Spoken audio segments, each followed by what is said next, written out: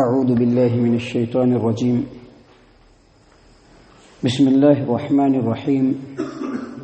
قل تعالوا أتل ما حرم ربكم عليكم ألا تشركوا به شيئا وبالوالدين إحسانا ولا تقتلوا أولادكم من إملاق نحن نرزقكم وإياهم ولا تقربوا الفواحش ما ظهر منها وما بطن ولا تقتلوا النفس التي حرم الله إلا بالحق ذالکم وصاکم بہ لعلکم تعقلون. معزز سامعین کرام، سورۃ الانعام سورہ نمبر 6 اور اسی سورت سے ابھی آپ کے سامنے آیت نمبر 151 یعنی 151 نمبر کی آیت کریمہ تلاوت کی گئی. اللہ تبارک و تعالیٰ نے اس آیت کریمہ میں فرمایا، قل اے محمد عربی صلی اللہ علیہ وسلم آپ کہہ دیجئے، تعالوا اتلو ما حرم ربکم علیکم، آؤ میں تم کو پڑھ کر کے تلاوت کر کے سناتا ہوں کہ تم لوگوں کے رب نے تمہارے اوپر کن کن چیزوں کو حرام قرار دیا ہے. محترم سامعین کرام، جیسا کہ پچھلے دروس میں آپ نے سنا کہ اللہ تبارک و تعالیٰ نے مشرکین مکہ کے ان بنائے ہوئے اصولوں کی تردید کی جو خالص مشرکانہ اصول اور مشرکانہ رسم و رواج، جس میں سے بہت سارے جانور جو حلال ہیں، اپنے قاعدے اور قانون کے مطابق ان لوگوں نے جانوروں کو جو حلال ہیں کچھ لوگوں پر حرام قرار دیا، کچھ لوگوں پر حلال قرار دیا. اور کھیتیاں غلہ جو اللہ تبارک و تعالیٰ نے حلال قرار دیا ہے، اس کو کچھ لوگوں کے لیے ان لوگوں نے حرام قرار دیا اور کچھ لوگوں کے لیے حلال قرار دیا. تو اللہ تبارک و تعالیٰ نے ان تمام باتوں کی تردید کرنے کے بعد کہا کہ محمد عربی صلی اللہ علیہ وسلم آپ ان لوگوں کو سمجھائیے اور بتلائیے اور کہیے کہ آؤ، بہت ساری چیزیں ہیں جس کو تم نے اپنی طرف سے حرام قرار دیا ہے، تم نے اپنے پر بہت ساری پابندیاں لگائی ہیں جس کے لیے تمہارے پاس نہ تو علمی دلیل ہے، نہ تو عقلی دلیل ہے اور نہ ہی نقلی دلیل ہے. البتہ میں تم کو اللہ کی کتاب سے پڑھ کر کے سناتا ہوں کہ کون کون سی چیزیں اللہ تبارک و تعالیٰ نے تمہارے اوپر حرام قرار دی ہے، کن کن چیزوں سے بچنا ضروری ہے، کون کون سا حکم ماننا ضروری ہے. اور یہ ایسے احکام ہیں جو کسی بھی سماج و معاشرے کے فلاح و بہبودی اور ترقی کے لیے لازمی جز ہے. معزز سامعین کرام، جو آیت کریمہ میں اور اس کے بعد کے آیات میں جو بہت سارے احکام بیان کیے گئے ہیں، قابل غور بات یہ ہے کہ مشرکین مکہ اور یہود و نصارہ ان تمام باتوں کی خلاف ورزیاں کرتے چلے آ رہے تھے. دیکھیے اللہ تبارک و تعالیٰ نے فرمایا، قل اے محمد صلی اللہ علیہ وسلم آپ ان مشرکین مکہ سے کہہ دیجئے، تعالوا اتلوا ما حرم ربکم علیکم، آؤ میں تم کو پڑھ کر کے سناتا ہوں کہ تمہارے رب نے تمہارے اوپر کن کن چیزوں کو حرام قرار دیا ہے. اللہ تشرکوا بہ شیئا، یعنی سب سے پہلے شرک جو کہ سرفہرست ہے، اللہ تبارک و تعالیٰ نے اس کا نام لیا، کیونکہ شرک یہ ایک ایسا جرم ہے جو انسان کو روحانی اور جسمانی دونوں اعتبار سے بالکل ختم کر کے رکھ دیتا ہے. انسان اپنی دنیاوی زندگی میں چاہے کتنا ہی نیک طبیعت کیوں نہ ہو، کتنے ہی نیک اعمال انجام دینے والا کیوں نہ ہو، اگر اس کے اندر شرک پایا جائے گا تو پھر کسی کام کا نہیں ہے. کوئی آدمی کروڑوں روپے خرچ کر دے لوگوں کی بھلائی کے لیے، دین کی بھلائی کے لیے، اپنی پوری زندگی لگا دے، زندگی کا ایک ایک حصہ لگا دے، لیکن اگر اس کی سوچ میں، اس کے فکر میں، اس کے عقیدے میں، اس کے اعمال میں شرک ہے تو پھر کوئی فائدہ نہیں. دیکھیے یہ شرک جو ہے اس کی 3 قسمیں ہیں. پہلی قسم ہے شرک فی الذات، اور دوسری قسم ہے وہ شرک فی الصفات، اور تیسری قسم ہے شرک فی العبادہ. شرک فی الذات، مشرکین مکہ ان لوگوں نے فرشتوں کو اللہ کی بیٹیاں قرار دیا تھا، اور ان کی جو دیوی دیوتا ہیں اس کے پورے نسل کو اللہ تبارک و تعالیٰ کی نسل قرار دیا تھا. اسی طرح سے یہودی لوگوں نے عزیر علیہ السلام کو اللہ بنا دیا تھا، اللہ کا بیٹا. ان کا یہ عقیدہ تھا کہ اللہ تبارک و تعالیٰ عزیر علیہ السلام کے اندر حلول کر گیا ہے. اللہ تبارک و تعالیٰ نے کہا کہ سب سے پہلا گناہ یہ ہے، سب سے پہلی چیز جس سے بچنا ضروری ہے، سب سے پہلی چیز جو تمہارے اوپر حرام ہے، تم اللہ کے ساتھ کسی کو شریک نہ کرو. دیکھیے شرک فی الصفات کیا ہے؟ اللہ تبارک و تعالیٰ کی جو صفات ہے اس میں کسی کو شریک کرنا. مثلا یہ سمجھنا کہ فلاں بابا صاحب، فلاں دیوتا صاحب یہ نقصان بھی پہنچا سکتے ہیں، نفع بھی پہنچا سکتے ہیں، کسی کی بگڑی بنا بھی سکتے ہیں، لوگوں کی بگاڑ بھی سکتے ہیں. اور ایسا سمجھنے کے لیے، ایسا عقیدہ پالنے کے لیے سب سے پہلے اس بابا کو، اس بزرگ کو عالم غیب ماننا پڑتا ہے، حاضر و ناظر ماننا پڑتا ہے. محترم سامعین کرام، یہ بھی شرک ہے جو مشرکین مکہ کے اندر بھی پایا جاتا تھا، یہودیوں کے اندر بھی پایا جاتا تھا، اور اتفاق سے آج مسلمانوں کے اندر بھی پایا جاتا ہے۔ ایک بابا اگر ہندوستان کے کسی علاقے کے اندر ہے تو لندن میں اگر پکارنے والا پکارے گا تو وہاں بھی پہنچ جائیں گے ان کے بابا۔ یہ حاضر و ناظر کا عقیدہ جو سراسر کفریہ اور شرکیہ عقیدہ ہے، اس کے اندر پایا جاتا ہے مسلمانوں کے اندر بھی۔ اور شرک فی العبادہ، یعنی اللہ تبارک و تعالی کو چھوڑ کر جو ہم دوسروں کو مشکل کشا، حاجت روا، بگڑی بنانے والا، زندگی سدھارنے والا، اولاد دینے والا، ایگزامینیشن میں کامیاب کر دینے والا، ہمارے بزنس و کاروبار میں ترقی دے دینے والا، جو ہم اللہ کے علاوہ دوسروں کو سمجھتے ہیں، تو یہ جو سمجھنا اور یہ جو عقیدہ ہے وہ اس بات کے اوپر بھی ابھارتا ہے کہ جس کو ہم مانتے ہیں اللہ کے ساتھ شریک کر کے، اس کو مشکل کشا، حاجت روا، اس کو پکارا بھی جائے، اس کے سامنے کھڑا بھی ہوا جائے، اس کے سامنے جھکا بھی جائے، اس کے لیے قربانی بھی کی جائے۔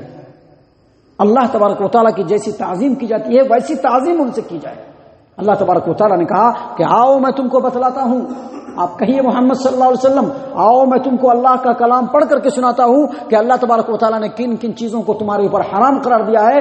اس میں سب سے پہلا یہ ہے کہ تم اللہ کے ساتھ کسی کو شریک نہ بناؤ۔ اگر تم اللہ کے ساتھ کسی کو شریک بناتے ہو، یقینی طور پر تم حرام کاموں میں سب سے پہلا کام کرتے ہو۔ اور اس کے بعد اللہ تبارک و تعالیٰ نے فرمایا کہ آپ کہہ دیجئے وبالوالدین احسانا، والدین کے ساتھ حسن سلوک کرو۔ اللہ نے یہ حکم دیا ہے، اس کا کیا مطلب ہے؟ والدین کے ساتھ حسن سلوک نہ کرنا یہ حرام ہے۔ دیکھیے، ظاہری طور پر انسان کو پیدا کرنے والا اللہ تبارک و تعالیٰ ہے، یعنی حقیقی طور پر انسان کو پیدا کرنے والا یہ اللہ تبارک و تعالیٰ ہے۔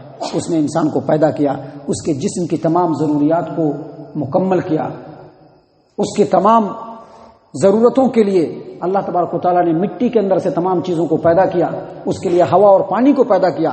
لیکن ظاہری طور پر اللہ تبارک و تعالیٰ نے انسان کی تربیت کے لیے ماں باپ کو بنایا۔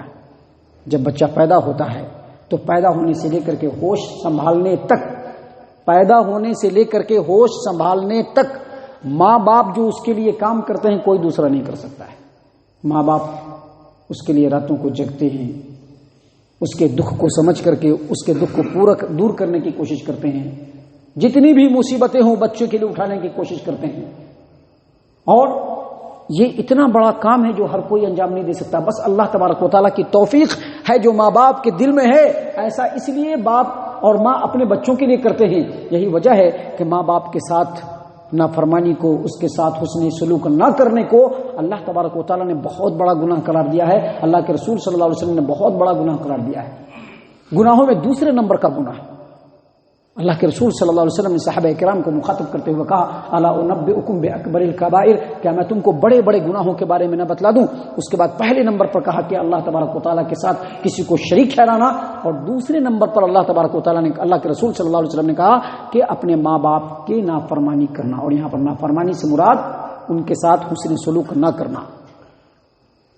محترم سامعین کرام، اس کے بعد تیسرے نمبر پر اللہ تبارک و تعالیٰ نے جو فرمایا کہ آپ ان لوگوں سے کہیے کہ میں تم کو پڑھ کر کے سناتا ہوں کہ تمہارے رب نے تم لوگوں کے اوپر کیا کیا چیزیں حرام قرار دی ہے۔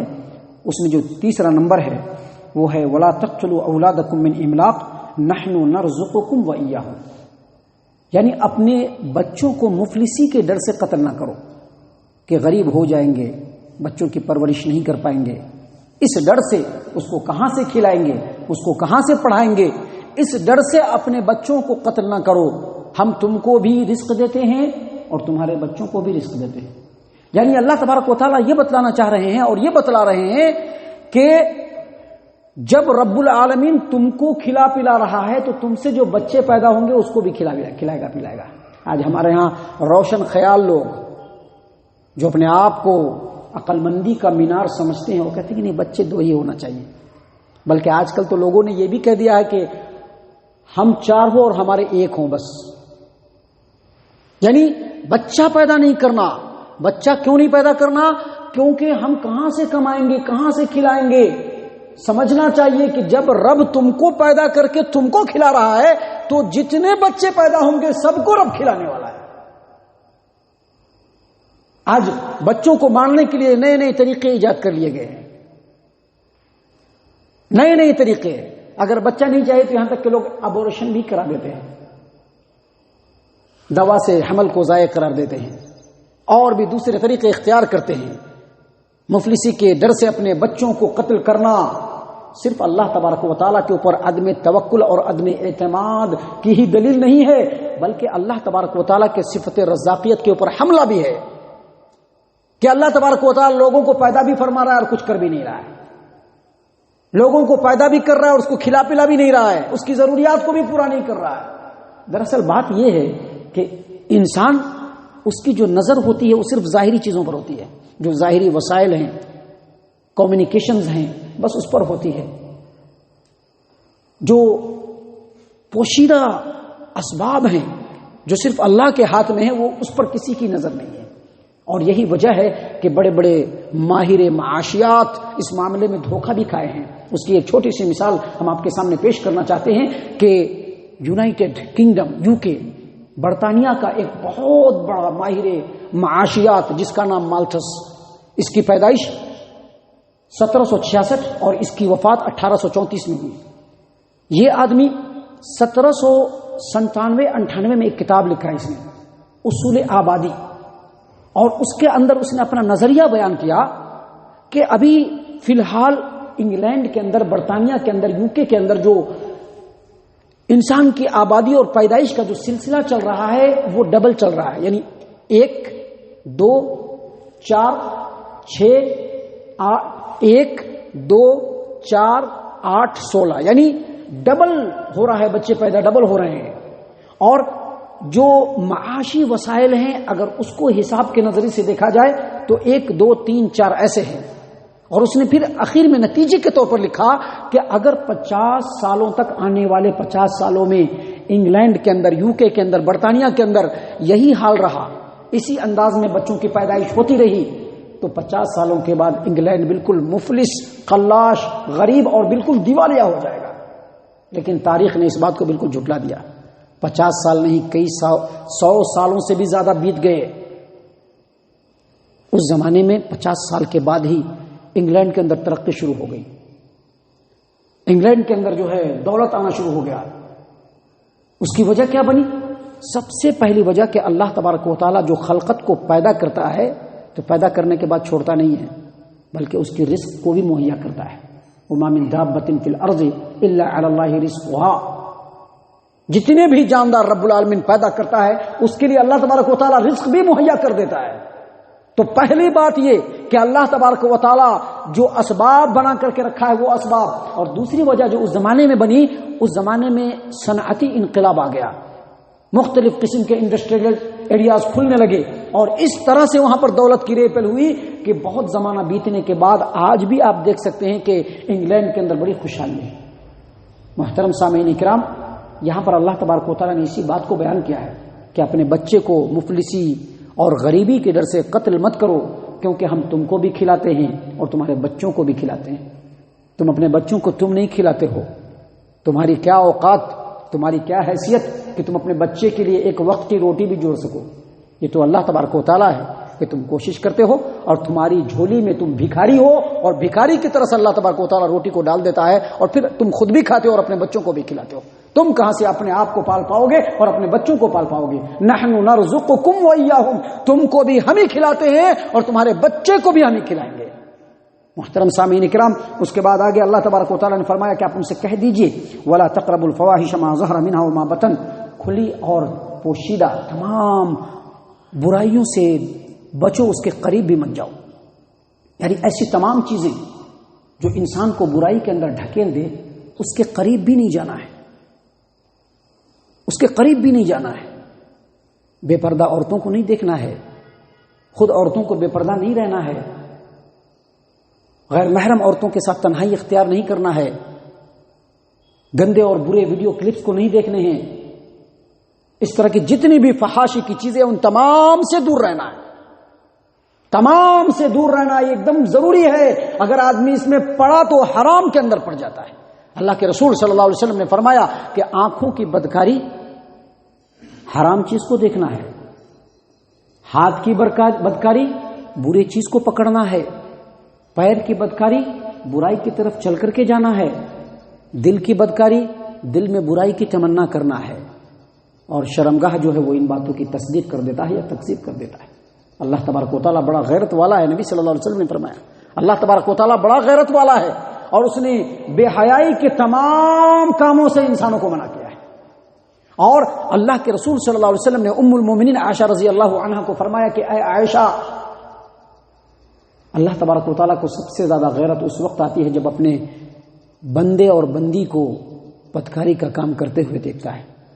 تو سوچ لیجیے کہ بدکاری کتنی بڑی چیز ہے، لہذا ایسی چیزیں جو انسان کو بدکاری کے قریب بھی لے جائے، ایسے چیزوں کے قریب بھی نہیں جانا ہے۔ وَلَا تَقْرَبُوا الْفَوَاحِشَ مَا ظَهَرَ مِنْهَا وَمَا بَطَنَ، اور اس کے بعد اخیر میں اللہ تبارک و تعالیٰ نے کہا وَلَا تَقْتُلُوا النَّفْسَ الَّتِي حَرَّمَ اللَّهُ إِلَّا بِالْحَقِّ، اور جس نفس کو قتل کرنا اللہ نے حرام قرار دیا ہے اس کو قتل نہ کرو سوائے حق کے ساتھ۔ دیکھیے یہ جو قتل ہے یہ بہت بڑا جرم ہے، لیکن کچھ ایسے مقامات ہیں جہاں پر اگر انسان وہ کام کر گزرے تو پھر اس کا قتل کرنا جائز اور حلال ہو جاتا ہے، حق ہو جاتا ہے۔